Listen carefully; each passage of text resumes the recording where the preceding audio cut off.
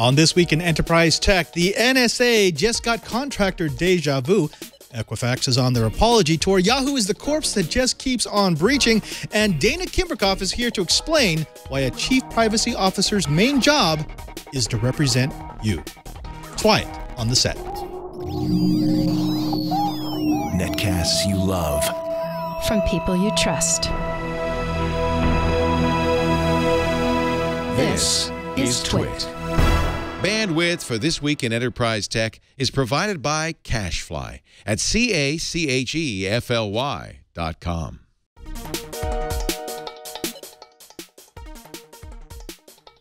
This is Twice. This Week in Enterprise Tech, episode 260, recorded October 6, 2017. Dana Simberkoff, Privacy and Equality. This Week in Enterprise Tech is brought to you by Rocket Mortgage by Quicken Loans. Loan plays a big role in your life. That's why Quicken Loans created Rocket Mortgage. It lets you apply simply and understand the entire mortgage process fully so that you can be confident that you're getting the right mortgage for you. Get started at rocketmortgage.com/enterprise.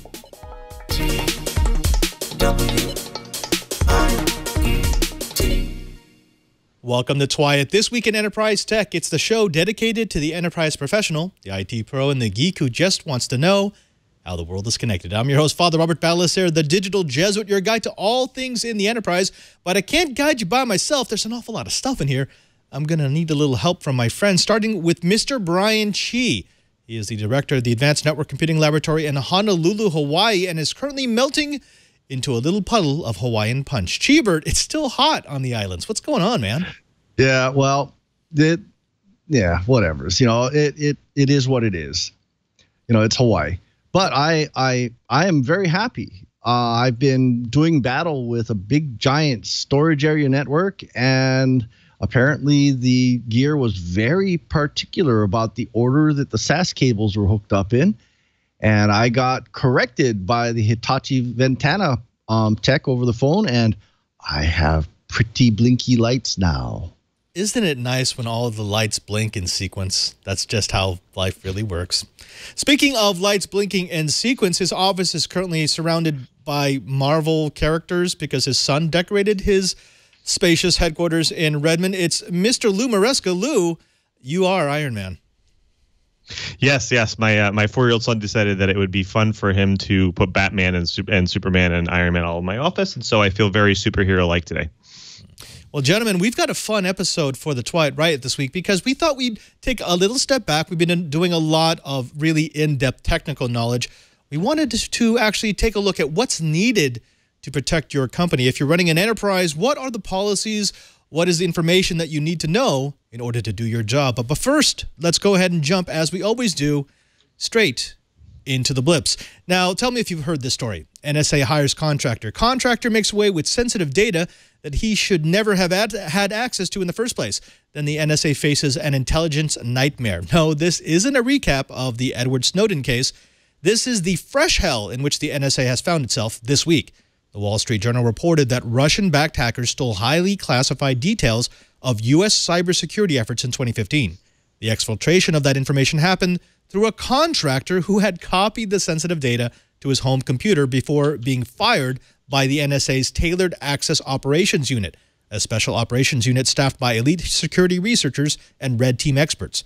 Further adding to the drama is a report that the hackers used either a vulnerability in Kaspersky Labs' antivirus software or cooperation with Kaspersky itself, an accusation strongly denied by the security company to exploit the home computer.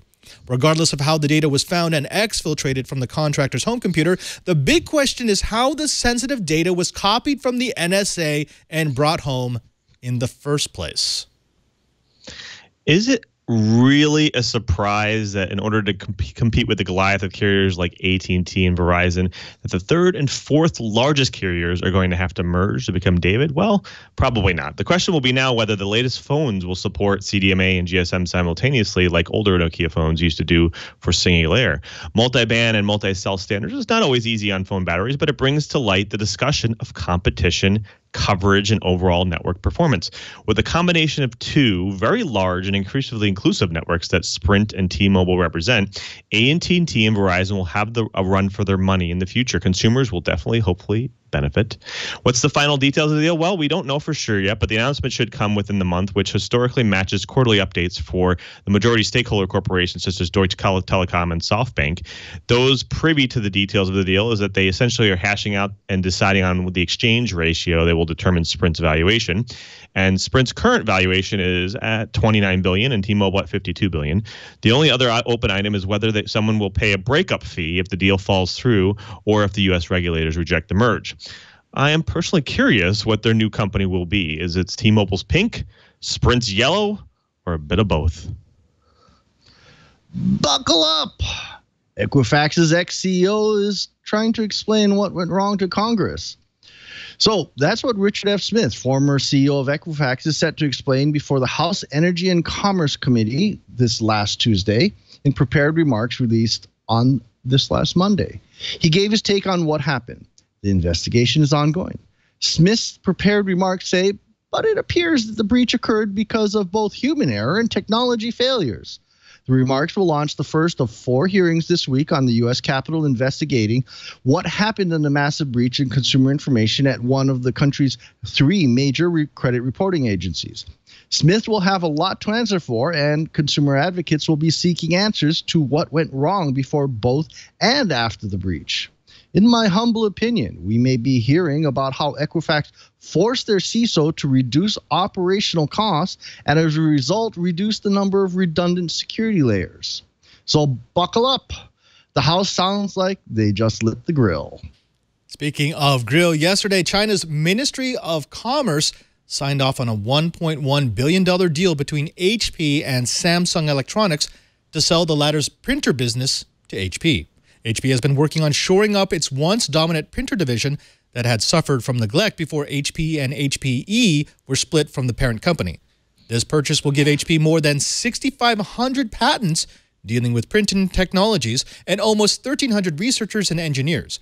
HP is hoping to use the new resources to shake up the $55 billion copier market, which has seriously disrupted HP's enterprise printer dominance. The deal does have a few provisos. HP isn't allowed to purchase stakes in any other A4 printer manufacturer in China. They can't change their technologies to restrict the use of third-party services, and they can't even claim that their printers are incompatible with third-party supplies. Furthermore, HP must report the prices and their fair and reasonable practices to the ministry every 6 months. This deal is expected to close within the year. So going along with the plan to make all your devices just work better with Windows, it seems Microsoft has taken the next logical step to bring its high-performance and cross-platform browser, Microsoft Edge, to iOS and Android.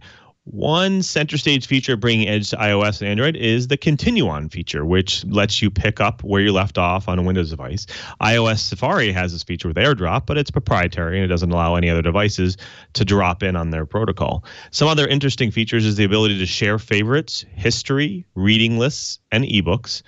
And around the technology, for now, due to the restrictions on these platforms, the underlying render engine for Edge will likely be the WebView or WebKit engine on iOS and Blink on Chromium or Chromium on Android. One hopes that extensions and as well as tabbing sharing will come to this mobile version of the browser too, which will set themselves apart from the rest of their competition.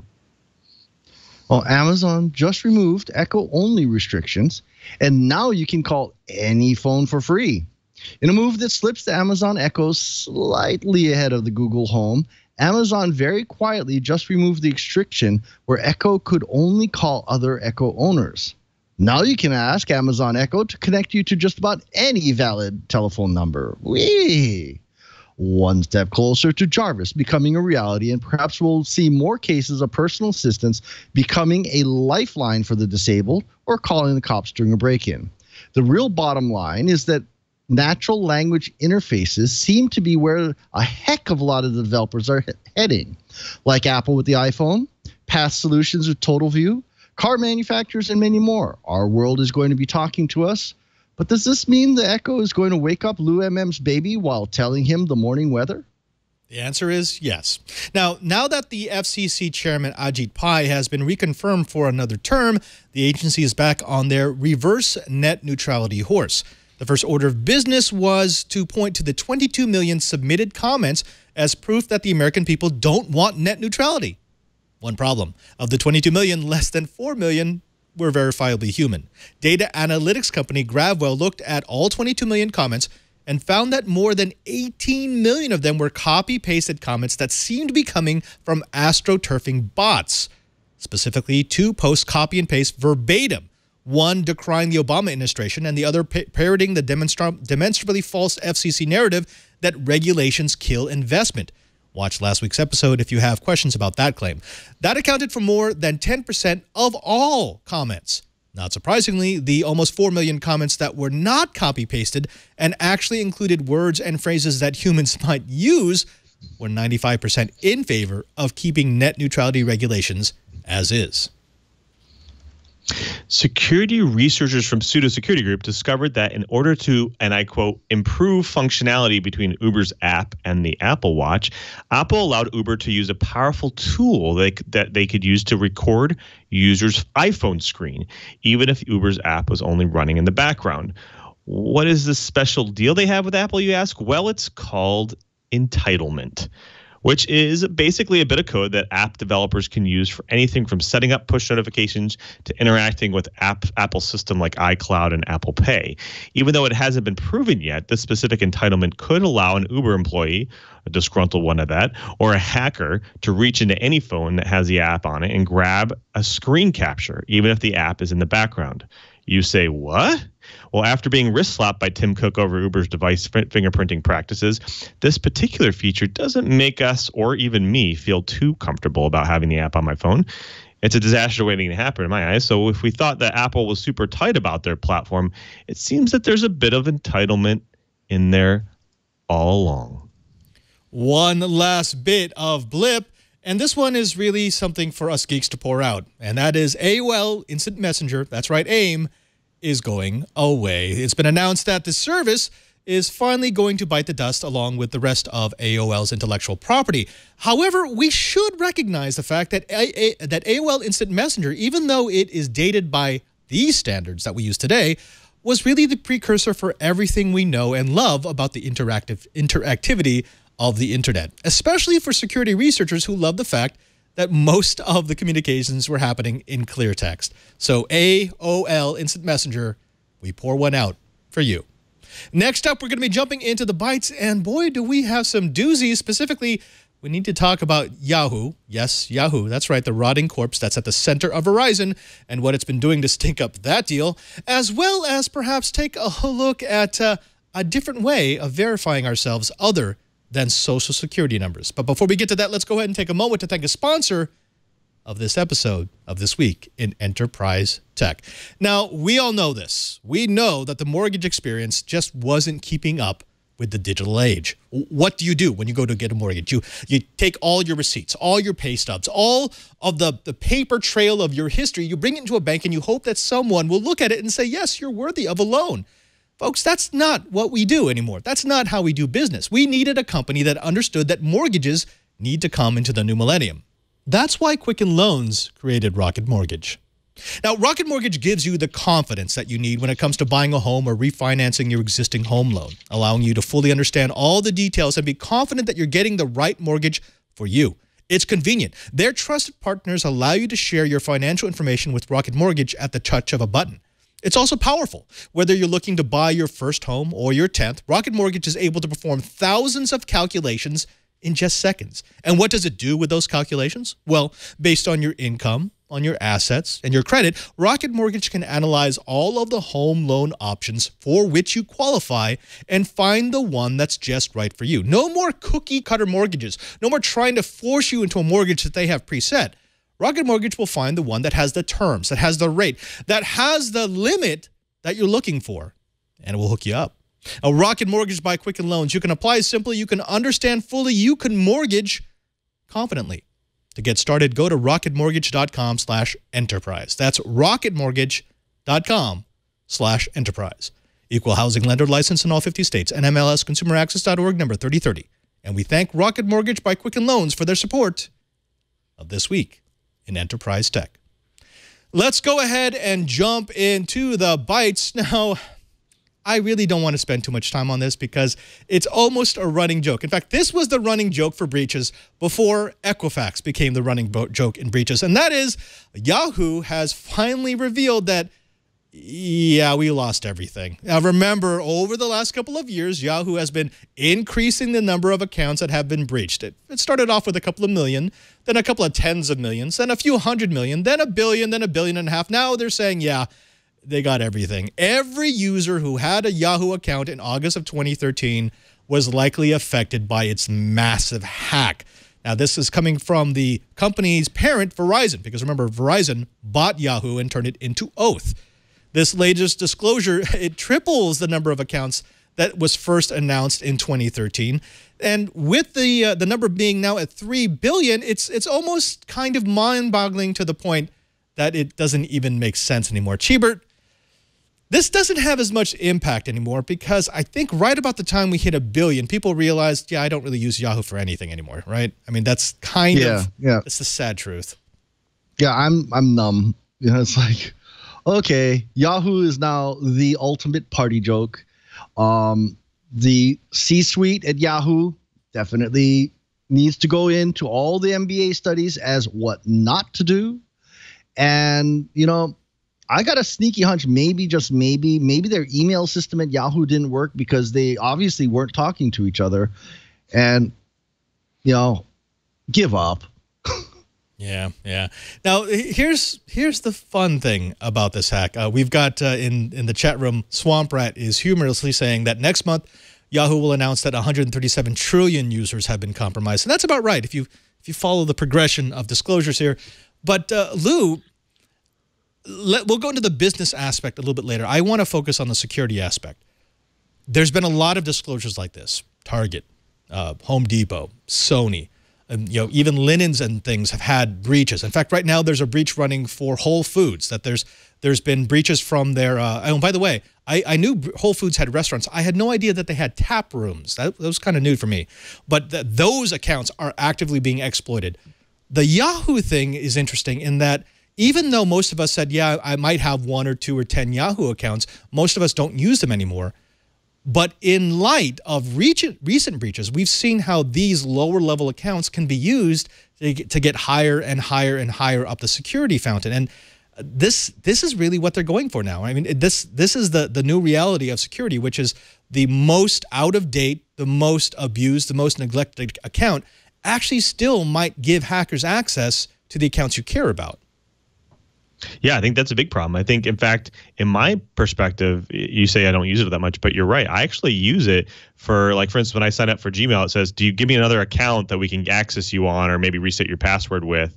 And so, you know, sometimes I'll use an Yahoo account, right? And this is just another email address, Hotmail, Google, Outlook that I use for security purposes. And, you know, now I have to go back and look to see, you know, what account did I use for that? You know, another thing is there's a lot of paid services that Yahoo has, like Flickr. And so now people have to go back and think, well, you know, is my account information, including my payment information now, you know, out there? Do I have to start worrying more about that? So it goes back down to that plan that we said, hey, you know, just assume breach.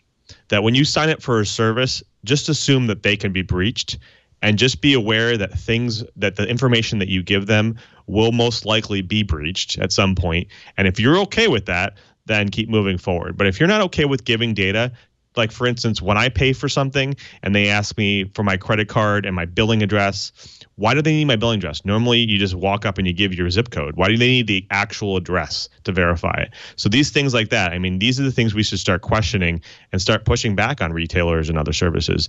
Otherwise, it'll continue to be a problem. Let's look at the things that were actually taken. We know that it had names, it had email addresses, phone numbers, birthdays, as well as hash passwords and security questions. Now, okay, that's a lot, but it's not exactly everything, especially when you compare it to what was taken from, say, Equifax or the OPM. But Chibert, and this was mentioned in our chat room by Stoneweight, Yahoo is a stepping stone. And even though most of us, and like for example, I know I have at least a dozen Yahoo accounts, none of which have actual real information about me, but they are still connected to accounts I do care about. As Lou mentioned, I have a Gmail account that uses a Yahoo account as a backup. I've never used it ever, but it still is linked. And if someone has the Yahoo account and they request a reset, it might actually go straight to them. Do we have to care about this now? There have been so many throwaway services that most of us have forgotten about. I don't even think we remember where all the breadcrumbs are. Yeah. It's gotten to the point where my password vault, I've got 7,000 accounts in there just because I'm just trying to keep, and I've gotten to the point where I'm telling my password vault to randomly generate these insane passwords when I know I'm going to have a throwaway account, just because I'm probably going to forget about it. But you know what? Let's be real. The next bite we're going to talk about is we're going to start talking about what can we do? What can our industry do to make this better? And you know what? Next week, we're going to have a crossover episode with Denise Howell of Twill. And we're going to go talk about the legal ramifications and the technical ramifications of fixing this. What do you think? Think that might be a good episode, chat room? I kind of like that. Actually, I think that's a really good idea, especially if we can give people some practical advice. That's always a good takeaway. Before we leave this, because I do want to move on to the next story so we can get to our guest, we do have to mention that Verizon did manage to take off about $300 some million off the purchase price when they bought Yahoo because of the first breach. But now that they've essentially admitted that they've lost everything, Lou, do you see any chance that there will not be a series of lawsuits against former Yahoo execs? They can't ask for a refund, can they?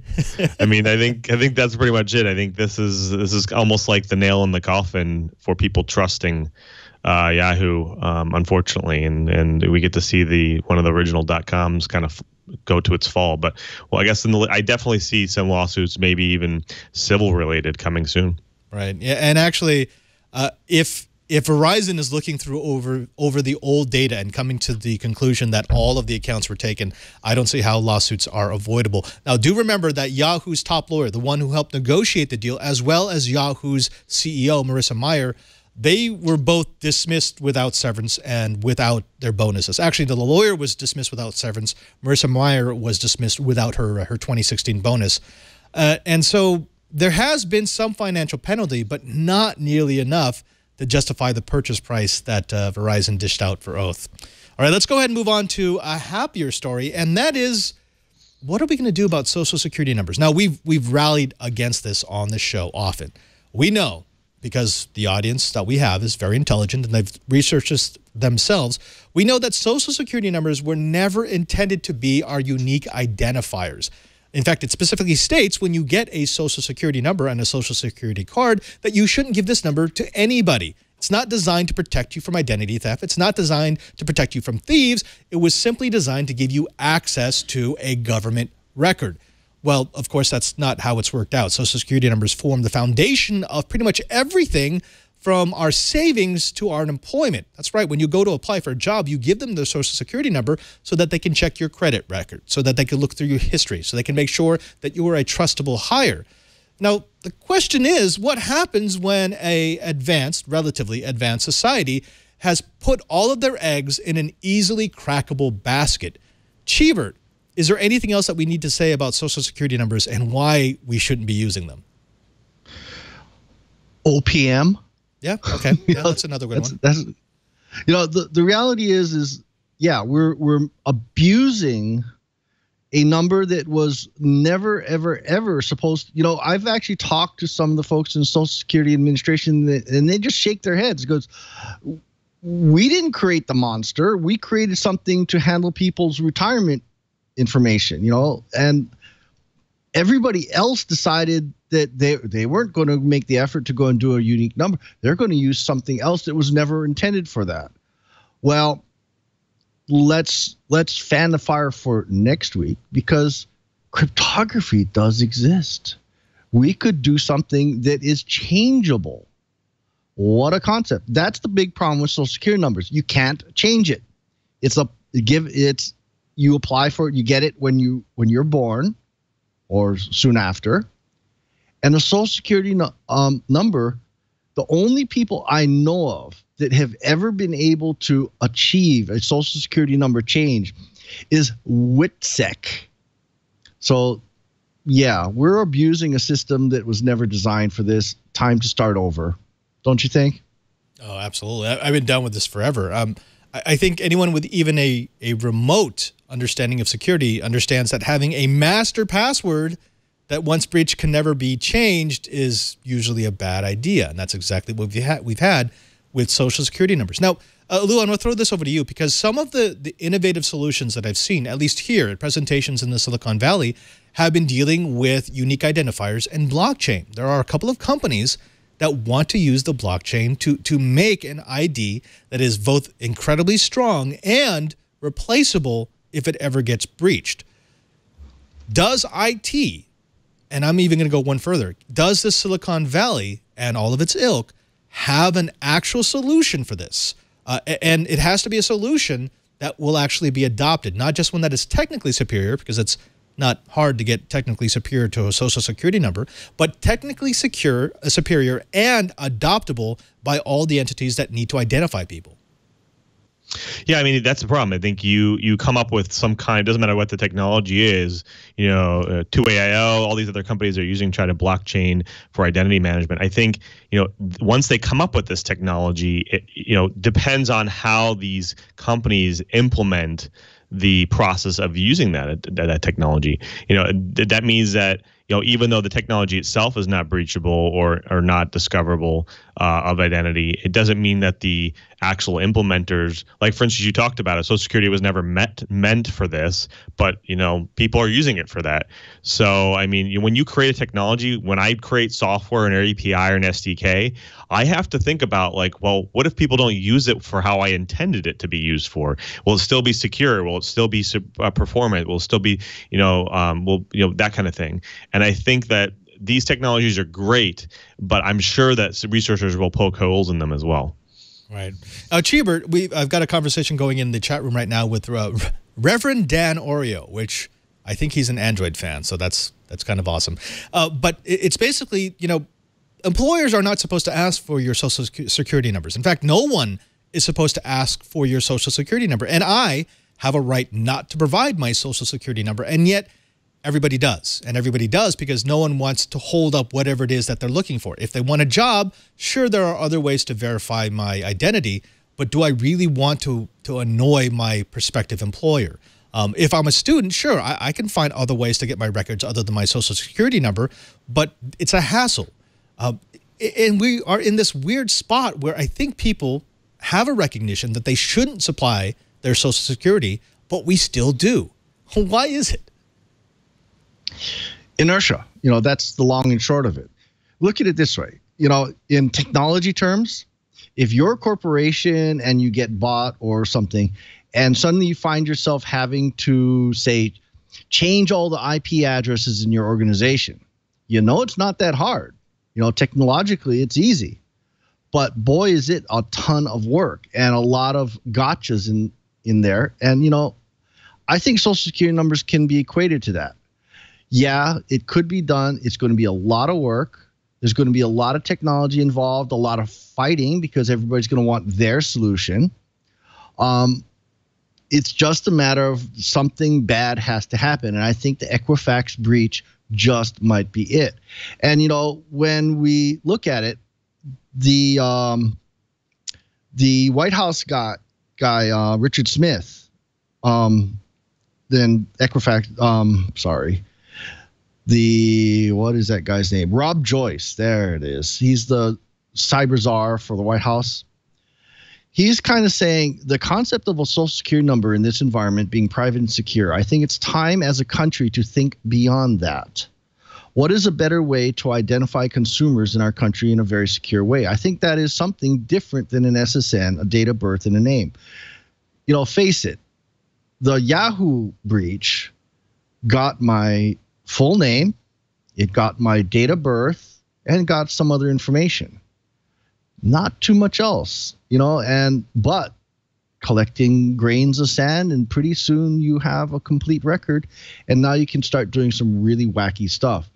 So one thing I think needs to happen is I think we need to have the Congress or White House or both say credit freezes should be obligatory. No more charges for those. We need to be able to shut our credit history on and off at will. Then I think we need to, as a nation, come up with a real national ID, something that's based on cryptographic information that can be changed. Why can't I do, why can't we do a hashed value or a dual key? Yeah, let's do a dual key so that the citizen has the private key and the government only has the public key. Gee, what a concept. Gee, do you think that might work? We've had that for how long now? 1961 when Wes Peterson did that paper. Technology's there. We just need the will to do it now.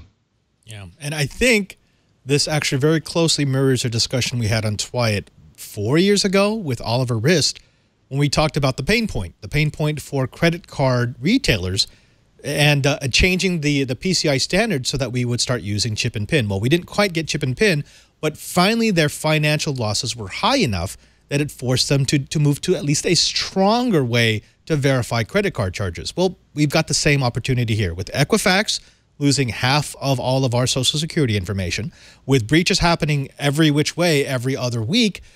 Maybe the financial pain will be enough for CRCs like Equifax and TransUnion and all the rest that they finally say it's time. It's time to move to something that's not breached so easily so that we're not taking hundreds of millions upon billions of dollars of loss every year.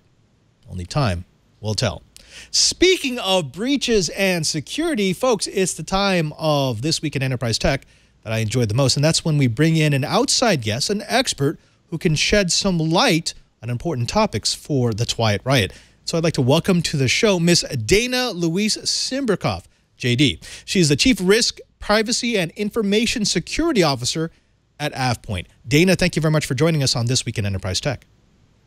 My pleasure to be here with you today, and it's been really interesting listening to your conversation. Now, thanks for having me. Of course. My pleasure. Now, Dana is the Chief Risk Officer. She is responsible for AvePoint's Privacy, Data Protection, and Security Program. So this has been all in her bailiwick. She looks at this not just from a technical standpoint, but from the overall strategy standpoint. How do you secure data? How do you secure a network? How do you train users? That's all of her purview. Dana, what exactly is in your job description? Because this is one of those jobs we see in the enterprise that can balloon or shrink based on how many resources are allocated for your position. Absolutely. Well, so I have responsibility at AvePoint, which is a global software company. We are headquartered in New Jersey and have offices all around the world. I'm actually based in a home office in New Hampshire, but I manage our global team. So along with my team, we have responsibility internally for AvePoint's privacy, security, and data protection work. So we, along with multiple stakeholders that we work with across our business, look after our strategies, processes, policies, technical controls, and the governance that we place internally in our systems for risk management and compliance, protecting the data of our employees and our customers, and making sure that our systems and processes are up to speed. We also help look after that for our product teams as well. So we work with our engineers to make sure that the technology solutions that we're bringing to market also are developed with security and privacy in mind, but security and privacy by design and by default. And then another part of my role at AvePoint is that I am responsible, again, along with my team and my colleagues, for representing AvePoint in a number of industry associations and organizations that work with policymakers and lawmakers around the world to look at smart policies and smart laws and regulations around privacy, data protection, and security. So I work with industry associations like the International Association of Privacy Professionals, with privacy and cybersecurity think tanks like the Center for Information Policy Leadership, which is based both in London and the US, that helps influence laws like the EU General Data Protection Regulation. And then finally, I, along with my team, look after AvePoint's technology that we bring to the market. So we work with our peers on the product development side to look at the intersection of technology, policy, and practice. And so we help to bring technology to the market that solves some of these problems for our customers as well. So I look after specifically, along with my team, our data protection solutions, our risk management products, and So it's a kind of an interesting role. Sometimes I say I'm responsible for the things that nobody else wants to do inside of the business. And sometimes that's true, but I think it's a really exciting space to be in. And I think increasingly so with everything you guys have been talking about today. This is what I live and breathe all day, every day. It expands to encompass all those things that the other C-level executives don't want to deal with. Now, we've had CTOs and CIOs on the show before. We've never had a chief privacy officer. Can you explain to us how that differs on the C-level executives? So you've got your CIO, you've got your CTO, CPO. What does a CPO do that the other two shouldn't? Yeah, that's a great question. So the role of the chief privacy officer is not actually new. Chief privacy officers have been around for a long time, but I definitely think it's a growing profession. And I've been working in privacy since, I would say, about 2001, so for quite a long time. But I will tell you that in the last couple of years, the privacy profession has grown dramatically. And I mentioned the International Association of Privacy Professionals, IAPP, which is the largest global organization in the world that certifies privacy officers. So the IAPP has a certification called the CIPP, which is the Certified Information Privacy Professional, and then various variations on that. So privacy for technologists, privacy for managers and such. That membership in IAPP has grown, I mean, just dramatically. Year over year, they report their numbers at their annual conference. And I think, and I could be wrong, but I think at the last conference, it was something around the number of 30,000 certified privacy officers. And of interest, with the new EU GDPR, there have been studies done, and the General Data Protection Regulation comes into effect in May of 2018. There have been studies done that show that there may be a need for as many as 70,000 net new data protection officers for compliance with that law. So privacy officers look after the privacy programs of their companies. And, you know, some like myself are chief privacy officers. So I have global responsibility for all of AvePoint's privacy programs, work very closely with our general counsel's office. And again, I also have responsibility for security, but many companies divide that responsibility with a separate privacy and security team. At AvePoint, we thought it was so closely interrelated that privacy and security are really intimately connected. So we combine the function inside of our business. But really in privacy, you're responsible for looking after not only protection of, again, your employees' data, but appropriate use of your customers' data as well. So we look after really individual rights, and everything, again, that you've talked about so far ties directly to the kinds of things that we worry about all the time.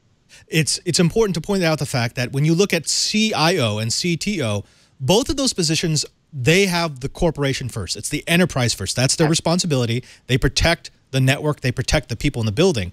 CPO, if it's done right, and as you've described it, there's a little bit of that. Of course, you're looking after the data of the employees, but you have the added responsibility and the unique responsibility of looking after customers. That's something I don't think is a best practice that enough enterprises have put to use. In fact, the few CPOs that I've spoken with, they don't mention that. They don't say, I'm the advocate for the customer. And that always irks me, because there should be some sort of internal tension inside that structure that says, let me look at it from the point of view of our customers, and then I can tell you if this is a good policy. Well, yeah. I mean, I really see our role. I mean, and again, we are enablers of the business. So if we're not helping our business grow and we're not supporting the core objective of a company, then we're not doing our jobs effectively. But we really are focused on ethical and appropriate use of data.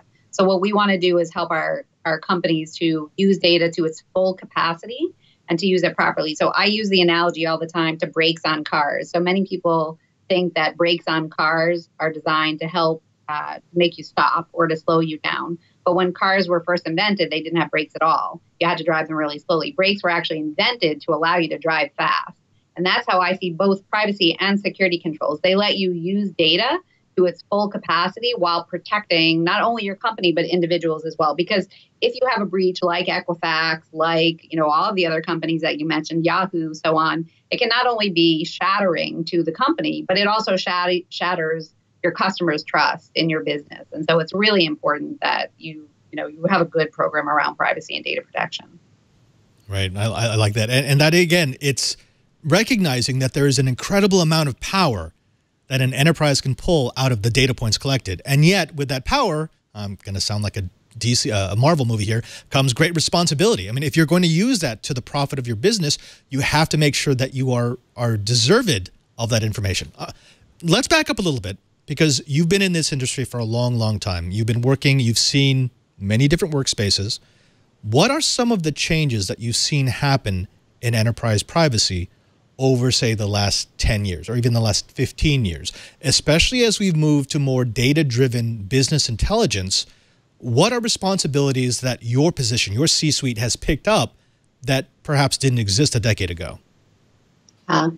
Well, that's a great question. I mean, first I'll say that now, for the first time in a long time, my mother actually knows what I do for work.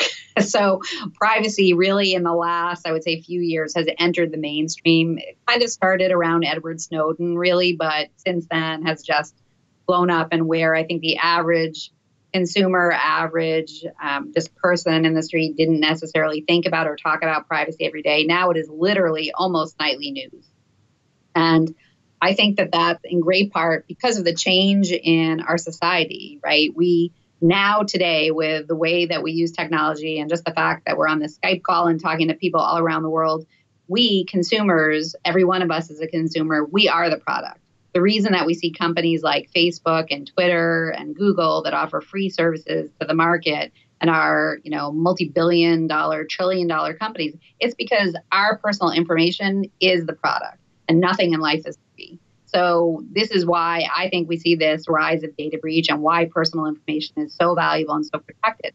But the changing technology landscape has made that the case. So when I started in privacy, 15 years ago, the kinds of things that we were worried about at the time were at the very beginning of interactive websites. So I remember at the time working on, privacy statements on websites and how you collected very simple information from a website. At the time, not every company even had a website. So worrying about things like HTTPS or secure forms was a really big deal. Now, I mean, we're so far past that. It's still, unfortunately, something that we have to think about and worry about, because you would have thought 15 years later that we would have solved some of these simple problems, and we haven't. So we're still worried about privacy statements and secure forms and such, as a lot of these breaches have demonstrated for us recently. But nonetheless, technology has just leapfrogged past this with things like artificial intelligence and Internet of Things, and it's just a very interesting field.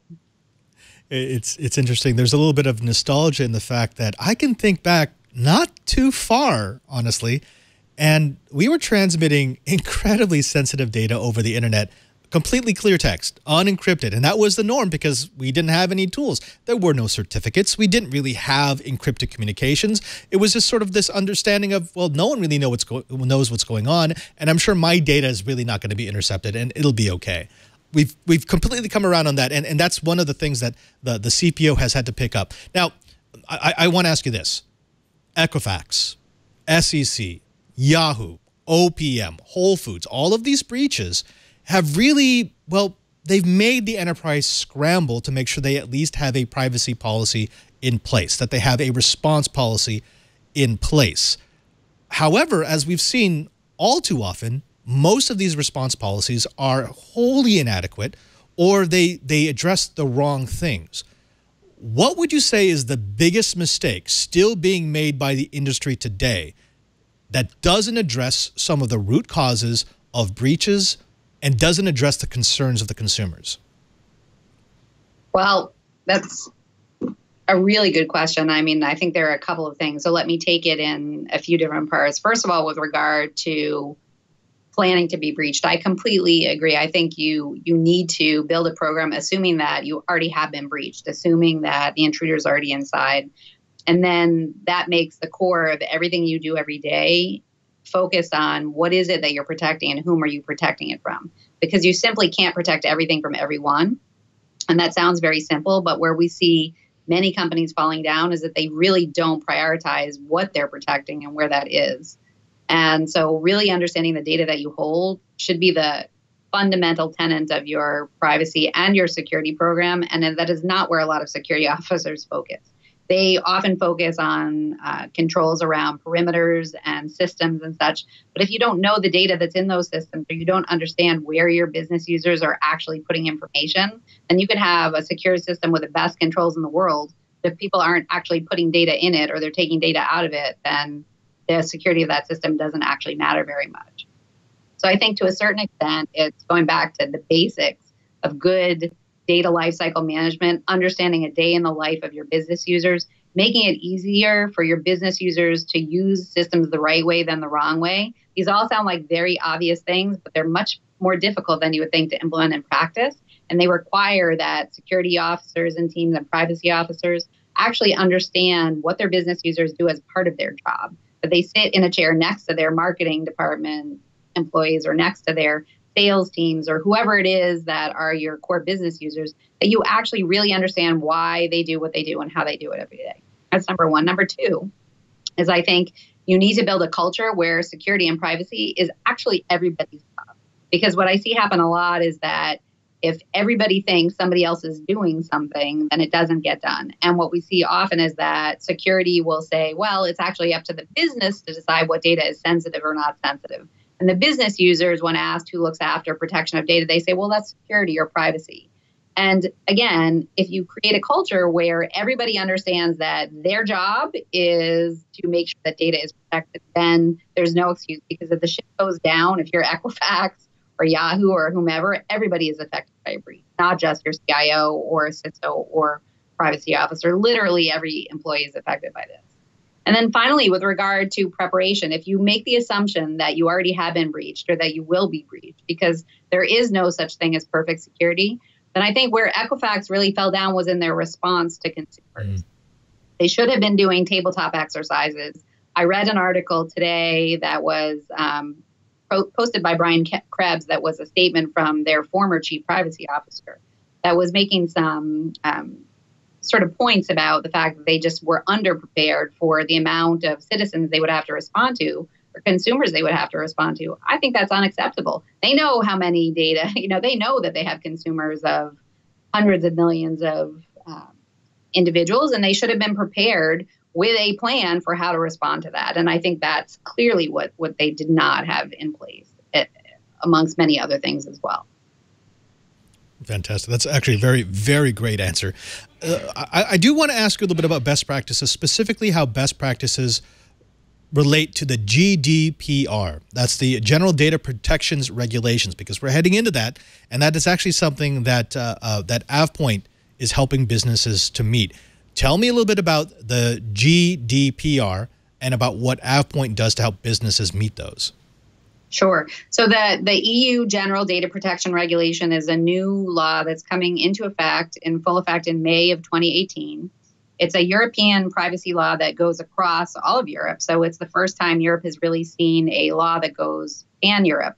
And the GDPR, while it's a European law, it impacts any company that either has a presence in Europe, does business with European citizens. So you don't necessarily have to have a physical location in Europe. You may just be a company located elsewhere, but if you provide goods or services, if you sell goods to European citizens, or if you do any kind of monitoring of European citizens, you're subject to this law.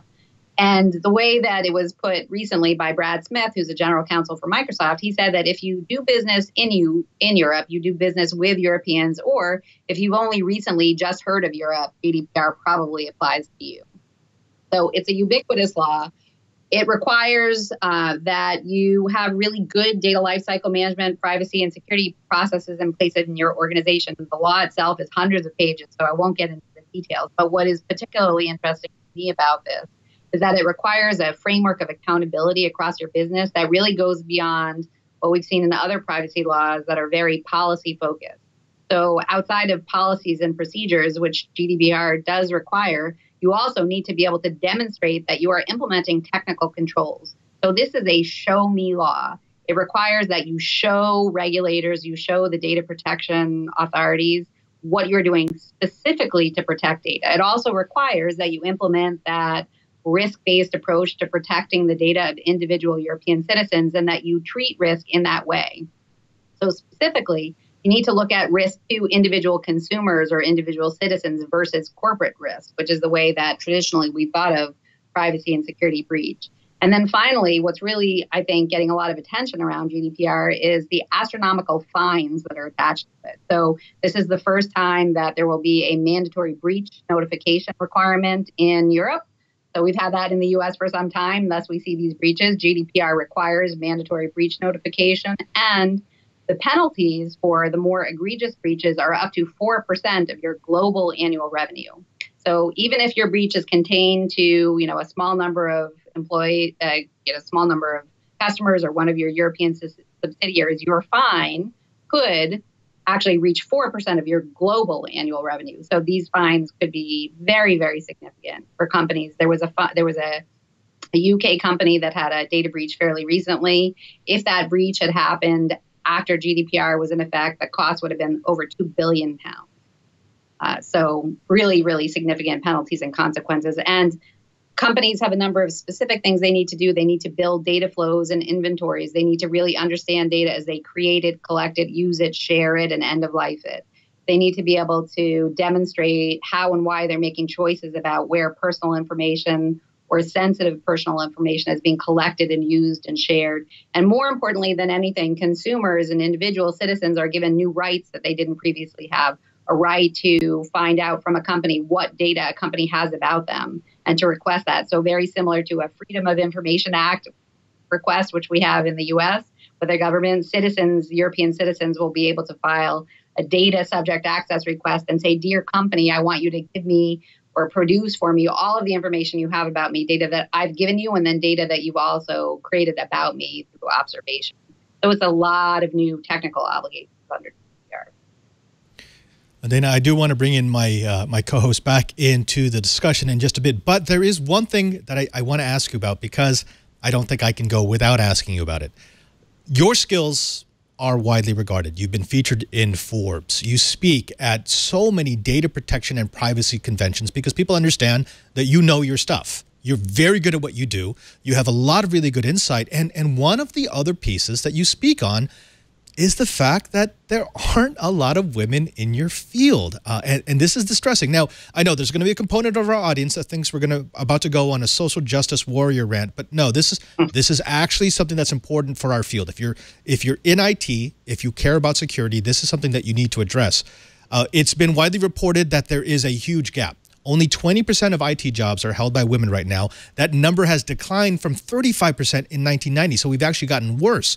Furthermore, when we talk about security, this is when it gets really, really weird because women only represent 11% of the tech workforce, but nearly 50% of the privacy-related jobs, which kind of boggles the mind because then anyone who says, well, if they're not good at it, they don't get that job. Well, obviously they're good at it because they represent more than 50% of the security sector. Can you talk a little bit about your findings? Because I know that you've done research on this. I know that you've done work on this. Can you tell me why me, as the totally neutral guy, should care about this? Why should I be concerned that IT doesn't represent women like it should? Well, probably the biggest reason that everybody should be concerned is that women represent about half of the population. So the fact that, even if you were to say, if all else was equal, you just have a smaller pool to pull from. If you don't have gender parity and representation, and you're probably not pulling from the smartest minds. And that's not to say that women are smarter than men or men are smarter than women, but it just makes sense that you're missing qualified candidates if you don't have higher numbers of women in privacy and security.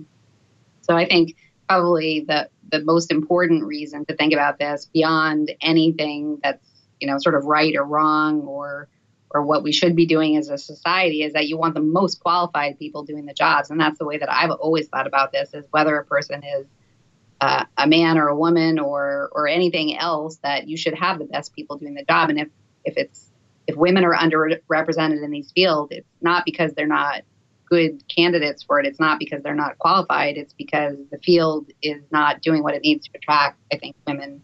And this starts at a very sort of low level. I think it's as much equally important that we look at this at sort of the education system level, because we see that decline in women going into STEM programs in schools as well. And interestingly, I don't have a technology background. I've been working in technology for 20 years, but I went to law school before going to, really starting my career. So I think that's where you also see the disparity in privacy and security. Privacy is a much newer profession, has a much stronger representation from women as well. And I think it's something that we can do things to change. It's interesting. Whenever we bring up this discussion, there's always going to be that contingent who say, well, it's not about the numbers, it's about the quality. And, if you're just taking the quality candidates, that explains the gap. But again, it was that second figure that explains why that's bogus. If 50% of the workers in the security market, which is objectively more difficult than the standard IT market, are women, there is quality. There's a lot of quality. They know their stuff. They know their skills. In fact, I know a lot of these security workers. I see them at DEF CON. I see them at Black Hat. I've worked with them. They're brilliant. They're bright. And almost to a T, every single one of them has said they would never want to work in a traditional IT environment. That's what concerns me. I think that, if you want to bring it down to base level, this is where the rubber meets the road. That's it. No, they're smart and they can do their job. It's not that they can't get an IT job. It's that they don't want one. They don't want to work with you. You've made a very unwelcoming environment. And now you're saying, oh, well, we're now excluding that quality because we don't want to change our environment. That's disturbing. But of course, if I start saying that, I will be denounced as a social justice warrior, and I will be mocked on Twitter. So, yeah. Anything else about this? Because I know this is an issue that is near and dear to your heart, and it should be near and dear to all of our hearts. Do you want another go at that? Yeah, I mean, so I personally and professionally do a lot of work in this space. I have helped work with IAPP, which again, I've mentioned for now the fourth time, but I've been involved in helping them create an advisory board for women in privacy, which has been, now this is our second year, and we've put together programming to help support women in their careers and their professional careers. And of course, at the same time, we're supporting men in their careers too. And then we do a lot of work with groups that also focus on women in security and privacy. And through the work that I do at AvePoint, I work with a number of organizations that help support women in technology. So I think it's incredibly important for women to be in the workforce, represented in all fields, and for companies to have programs that make sure that they are attracting people to different types of jobs so that you have the pool of resources you need to grow your business, right? If you're not pulling from the most qualified workers across all of the disciplines of your business, then you're doing your business a disservice. So I think it's important from really every aspect of our society as children that there's education in our schools, parents that we encourage our kids to look at different types of careers that may be of interest to them or suited for them. And then as employers and employees that we create a workforce and workspace that is attractive to employees that bring the best skills to the job. Thank you. Thank you. Now, I do want to bring in my co-host back into this discussion. Lou, let's start with you because I've been watching you in the little preview screen and you've sort of been chomping at the bit. There is a particular question that you have about why some companies might not be living up to best practices. Yeah, I think one good question. We normally get some really good questions from the chat room, and this one came from JJ to the 4884. Is just around companies. Now, do you see that a lot of the vulnerabilities that come from larger corporations or even smaller corporations tend to come from the fact that they just have lack of budget to implement good security principles and processes in order to ensure that they don't have those issues?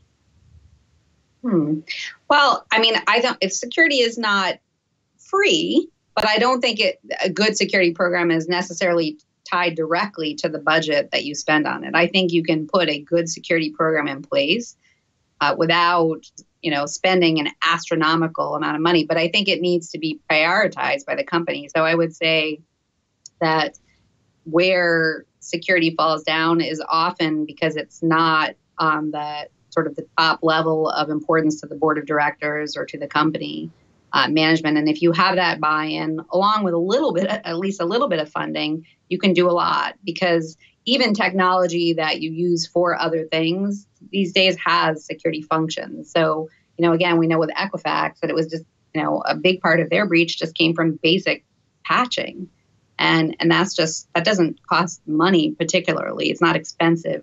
Patch your systems. It just requires processes and procedures and discipline. So we've heard all kinds of great things. I teach at a university, and right now, a lot of my students are female. From your point of view, what kinds of things should my students, men and women, be studying if they want to get into this game? What is missing in the academic experience for privacy and security professionals? That's a fantastic question, and I'm a very passionate advocate of the idea that privacy education actually should start in K through 12 schools, because we have kids that, and when you talk to children these days about privacy, they have a completely different perception of privacy than my generation did, and even people following behind me do, around the importance of protecting their data and what they're willing to share and what they're not willing to share. But I also think that children and older adults in particular are among the most vulnerable people in our population when it comes to privacy risk.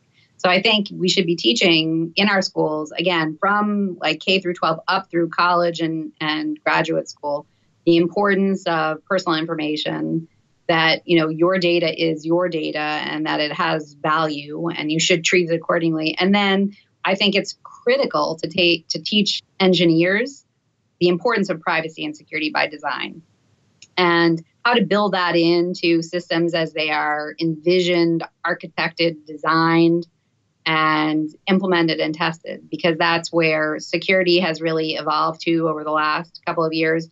Privacy is following behind security, I would say maybe as much as 10 years behind security, but building that into the education that kids get when they're learning to program, when they're learning to design systems, when they're writing games, when you teach them about the ethical use of data and how to build those controls in, then we will be raising, kids and young professionals that have this in their DNA. And that will make our world a better place to live in, because I think it's that important. Dana, unfortunately, we are at the end of our time. It's like we're going to go a little bit over. This has been absolutely fascinating. It's nice to get the 10,000-foot view every once in a while rather than being in the trenches. This has been exactly that. If you could leave our audience with any words of wisdom, anything that you would really want them to walk away from the show with, what would it be? What pearls of wisdom can you give them? What bits of advice? What would you ask them to look at within their own enterprises and their own networks to bring it up to best practices? Sure. Well, I would say that just remember that no matter how good your security program is, that every company has at least one person that will click on anything. So it is often that low-lying fruit that I think we tend to overlook. We look past it. We look for the highest vulnerabilities or where we think we have the most risk. But really, the biggest threat is, the biggest threat is you, right? The biggest threat is this individual in a company that thinks, well, just this one time, I'm going to email this document to myself at home because I don't have time to do it. Or I'm going to just put this up in my personal cloud device because I'm going to get around our corporate security because I'm in a hurry. Those are the things that actually, I think, create probably the biggest risk for all of us, and in some ways the most preventable risk too. Make it easier for people to do their jobs the right way, and trust, but verify that they're doing so. I love that. Make it easier for people to do their jobs the right way, because if you don't, they're going to find a way to do it that you're not going to like. Absolutely. Dana Simberkoff, the Chief Risk, Privacy, and Information Security Officer at AvePoint. Dana, where can people find you? Where can they find AvePoint? And where should they go if they want to find a bit more about what your company might be able to do for them, for their enterprises, and their future endeavors? Sure. So our website is www.avepoint.com, AVEPOINT.com. You can find me on LinkedIn and on Twitter. I'm at Dana Louise. And I also write regularly for a number of different publications. I have a column in CMS Wire that I write monthly on privacy and security issues. I write for AvePoint regularly. And definitely check out the IAPP website. I mentioned also the Center for Information Policy Leadership, CIPL.org, CIPL. It's a cybersecurity and privacy think tank that publishes some great resources on GDPR. And I'd love to continue the conversation. So definitely, connect with me, follow me. Love to talk about these things all day, every day.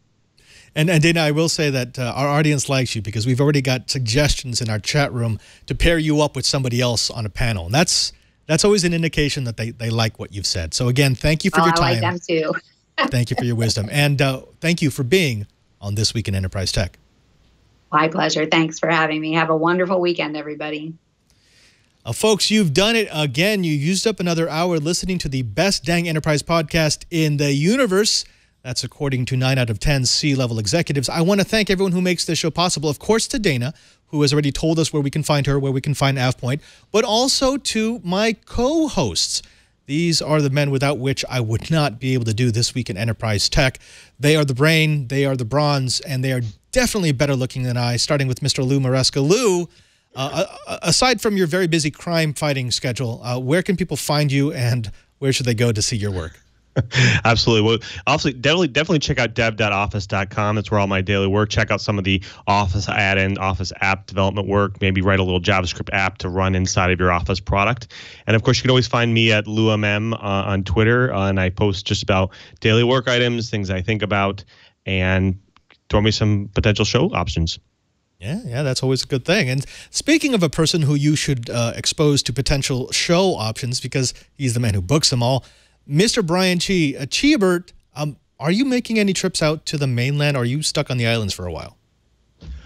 I am currently stuck on the islands for a while, but I tell you what, on the 20th and 21st is the semi-annual SOAST open house. So if you want to see most of our labs, some of our labs we don't let people in because they're kind of dangerous. Lasers. Yes, we actually have some really big lasers. So come on down. It's free. If you want to drop me a show idea, I am ADVNETLAB, Advanced Net Lab on Twitter. And I'm also Chibert at twit.tv. And I'll leave you with this one pearl of thought. When I was doing a lot of work for the Department of Defense, I got some interesting advice from a master gunnery sergeant. He said, the reality is military security is 90% policy. And if you're not investing in your policy, how can you possibly expect a kid straight out of high school to do the right thing? Not bad. And I will say that remaining 1%, it's MREs. A lot of MREs. Folks, that does it for this episode of This Week in Enterprise Tech. Thank you very, very much for watching. We couldn't do the show without you, without your continued support, without you joining us each and every single week. This Week in Enterprise Tech wouldn't exist, and we want to make it easier for you to get all the Twiet goodness. Just go to our show page at twit.tv/Twiet. That's TWIET. There you'll find all of our back episodes, along with the show notes, in case you want to check out the stories that we talked about or see the contact information for our guest. Importantly, however, over to the right side, you'll see a little drop-down menu. This is important. If you want to support the show, if you want to make sure that we can keep having all this enterprise goodness, that's where you can get an audio version, a video version, or a high-definition video version into your device of choice automatically each and every single week. It's also the link to share if you want to share Twiet with your friends, with your coworkers, with people who may want to know what's going on in the connected world around them. Also, don't forget that you can find me on Twitter at twitter.com/PadreSJ. If you follow me, you'll find out what I'm doing most of the time when my bot isn't trying to cover up the fact that I'm on a trip. And you'll see things outside of the Twit TV studios. Like, for example, this Pokemon station in Portland. That's Portland. It's just kind of weird like that. Again, that's twitter.com/PadreSJ. And also thanks to everyone in the studio who makes this show possible. Of course, to Lisa and Leo, who have let us do This Week in Enterprise Tech for 5 years. To all the wonderful engineers who make sure everything is plugged in the right way. And to our fabulous TD. Now, Kevin, you should have your mic up because this is normally the time at which we ask you a question to see if you were paying attention and possibly give you an opportunity at redemption. So, our question this year will be, or this episode will be. This year? Okay. This year, yes. How many accounts were breached in the Equifax breach? Over 1 billion. Oh, no, I'm sorry. The answer was 145 million, but thank you for playing. Oh. Kevin, we'll try again next week. Until then, I'm Father Robert Palliser, the digital Jesuit. Just reminding you that if you want to know what's going on in the enterprise, just keep quiet.